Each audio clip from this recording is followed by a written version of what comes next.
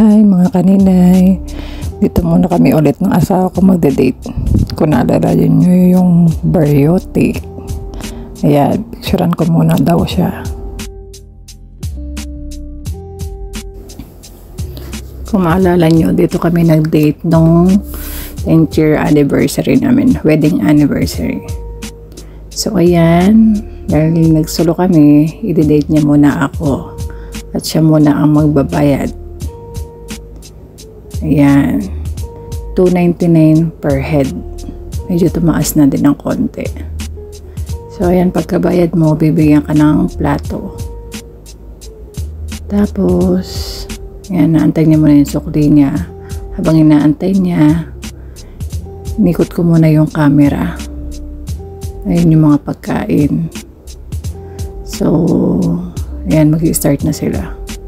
Dito naman sa corner na to, pwede kang kumuha ng mga kutsara dyan. Tapos kailangan naka-face mask kapag kukuha ka ng pagkain. So ayan, mag-i-start na kami.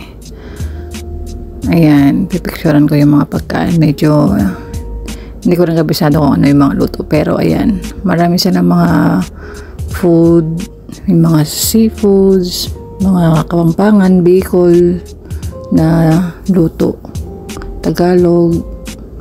Tapos yan, may mga sisig, tokot baboy, tapos yung may mga gulay sila, tsaka yun yung mga soup nila, may sinigang sila. Iba, hindi ko na alam yung mga ibang kanilang putahe. Ayan, tapos na kaming kumuha, start na kami ng kain. Medyo nagutom kami kasi may mga nilakad-lakad pa kami, mga importanteng bagay. Medyo naubos yung energy namin, kaya sorry na lang, mapadami yung kain namin. So ayan, nagpo-food taste muna yung asawa ko. Lahat kinuha na yata niya yung pagkain, paunti-unti lang ng paisa-isang peraso para daw malaman niya yung kung ano yung kakainin niya na marami. So ayan, meron silang sitaw kalabasa na may crab, ginataan yan. Tapos may pork chop sila, fish fillet, fried chicken, mga fried hito, may yung para bang tinatawag nila sa Kapampangan na samji nila, meron burong isda, tapos may mga talong, tsaka yung mga okra. Yan, masarap yun pagka Kapampangan ka, hindi nawawala yan, lalo na pag nag-o-okasyon. Talaga masarap yun. Kasi pa sa masarap na natikman ka dito, yung Bicol Express nila, yung laing, dahon ng laing, tapos meron siyang crab. Ang sarap. Parang natikman ko ulit yung luto ng kaibigan ko na nasa Bicol. Ang sarap niya. Ayan yung asawa ko, hinihimay-himay niya yung hito. Masarap daw, sabi niya. So ako hindi na ako kumain kasi kakakain ko lang kahapon yan sa amin ng pritong hito, tsaka yung mga buro, yung pansamji-samji ng Kapampangan. Yun yung ulam namin sa bahay kahapon. So ang mga tinira ko, ayan, yung mga gata-gata, mga sisig, yan. Tapos meron silang lechon manok. Masarap din yung pagkaano ng luto ng lechon manok. Tapos ayan, medyo pa-chill na siya ng konti. Tapos meron palang kasamang free 1 bottle na water. So hindi mo na kailangan mag-ano ng tubig. Pero meron din dyan sa bawat side. Tawag ka lang sa waiter, pwede ka mag-order ng mga soft drinks. Dun sa kabila meron din mga parang lemon juice. Ayun. Kung makikita nyo yun sa labas, sobrang init. Tapos yung bubong niya medyo mababa. Pero pag nandyan na kayo sa loob, hindi nyo mararamdaman yung init ng singaw ng araw. Kasi maganda yung pagkaano ng bubong niya sa taas. So marami din kumakain. Hindi lang kami kahit lunchtime. Akala ko sa mga ganyan sa dinner lang madaming kumakain. Pero dyan, Monday yan, pero marami pa rin talagang kumakain.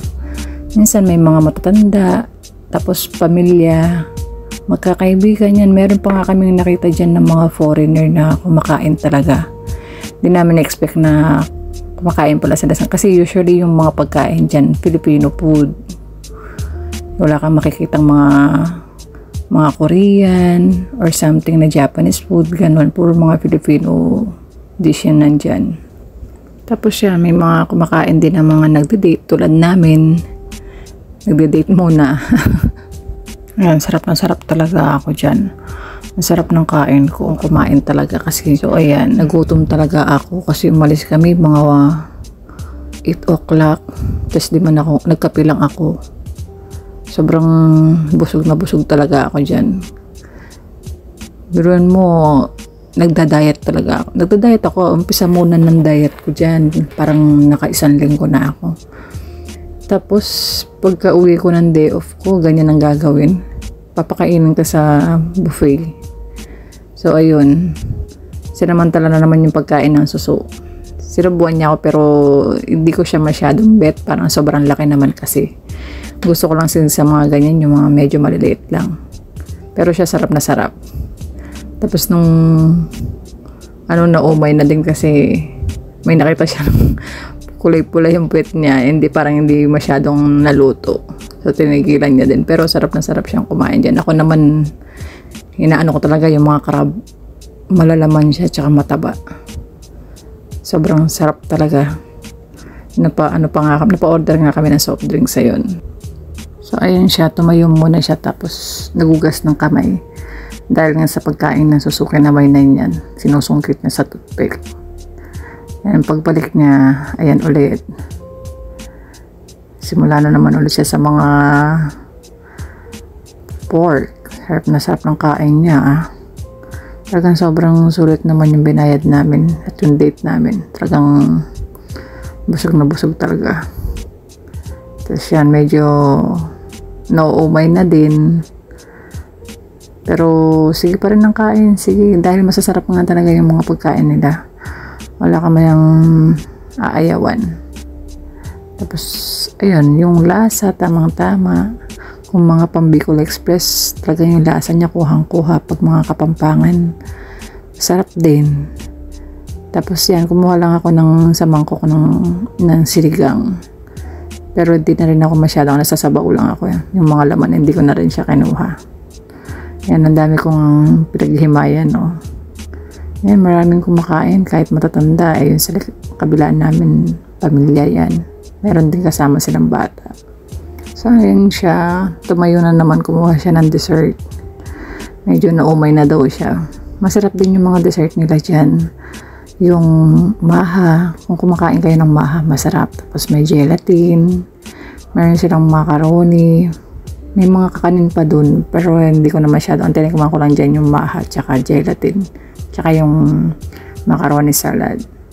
Tapos may mga vegetable salads din sila, pero hindi na ako masyadong kumuha nun. Kasi dahil nga nagda-diet ako, yung mga ganun, yung mga lettuce, yung mga kinakain ko. So, umay na ako dun. So, ayan, si Habi, akala ko desserting kinukuha. Kumuha lang pala ulit siya ng mga ulam. Tapos ako, yan, tinatanggal ko na yung mga pinaghimayan ko dahil may balak pa akong kumuha ulit. Ayan. So, ayan, tumayo na ako. Kumuha ulit ako ng panibagong plato. Pwede ka dun, bitbitin mo lang yung plato mo. Tapos, punta ka dun sa counter, papalit mo ng bago kung medyo nadudumihan ka na sa plato mo. Tsaka yung mga kutsara, mangkok, yun, pwede ulitin. Pero basta yung face mask mo, pwede rin naman ulitin kasi free na face mask naman sila. Pero hindi ka pwedeng kumuha ng pagkain na hindi ka naka-face mask kahit nanggaling ka na doon. So, kada sandok mo, kailangan naka-face mask ka. Tapos, ayan, iniwan ko yung asawa ko, medyo nag-i-enjoy siya sa kain. Ayan, medyo tingin ko nauumay na sa dyan, pero sige pa rin siya ng sige ng kain. Kaya ubos. Tapos ang diet namin. So ayan, nakabalik na ako. Kumuha ulit ako ng barbecue chicken. Tsaka yung laing na may crab. Medyo masarap din siya. Ayan, napa-rice na din ako kanina kasi hindi ako nag-rice. Pero naumay ako sa sobrang dami ng mga ulam. So, ngayon nag-rice ako para maano. Tapos may mga pansit sila. Yung pansit, parang mixed bihon canton. Pinatikim ko sa kanya kasi sabi ko masarap. Natuwa naman siya. So ayan, habang siya ay nauumay-umay niya, tinitingnan niya yung mga pagkain ko. Usap na kami dyan ng pero ako sarap na sarap pa rin kumain kasi hindi pa talaga ako busog. Dami ko talagang kinain dyan, sulit talaga. Ayan, nagmamarites na yan sa akin. Tingnan-tingnan niya yung kung sino-sino yung mga kumakain, kung sino nagde-date. Ayan. Medyo paunti-unti na siya. Gusto pa niyang kumain pero punong-puno na siya, busog na daw siya. Ayan, pinag-uusapan namin kung anong masarap, kung sino-sino yung mga kumakain. So ayan mga kaninay, nagkukwentuhan na lang kami, napasarap kami sa kwentuhan at kainan. So ayan, thank you for watching. See you sa next vlog.